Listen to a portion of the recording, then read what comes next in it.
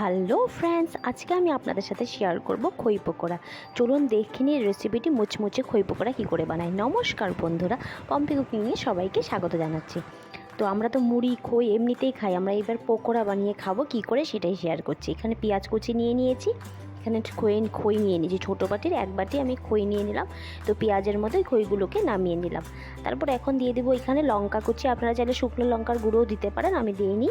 তারপরে বেসন দিব 3 চামচ, আর বেশি দেবো না। তারপরে দিয়ে দিচ্ছি হলুদ গুঁড়ো পাউডার, তারপরে পরিমাণ মতো একটু জিরে গুঁড়ো পাউডার, মানে ভুনা জিরা দিয়েছি, আর একটু পরিমাণ মতন লবণ, আর দিয়েছি কাসুরি মেথি। কাসুরি মেথিটা দেবেন কিন্তু অবশ্যই, আর চাইলে ধনেপাতাও দিতে পারেন। একটু জল দিয়ে ভালো করে মেখে নিচ্ছি, যেমন পকোড়া করে ওইভাবে।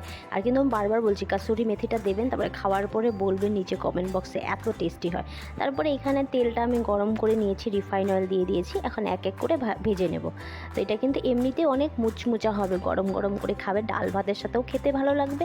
আর প্লাস যদি আপনারা চান চায়ের সাথে খেতে, সেটাও জমে যাবে। আর যদি রেসিপিগুলো ভালো লেগে থাকে, লাইক শেয়ার সাবস্ক্রাইব করে দেবেন নিচে। আর সবসময় ভালো থাকবেন, সুস্থ থাকবেন, পজিটিভ থাকবেন, আর সবাইকে ভালো রাখবেন। আর গেস্ট আসলেও আপনারা দিতে পারেন, এখন তো বর্ষার দিন, তো বিকেলে বানিয়ে খেতেই পারেন। তো tata, love you all, bye by.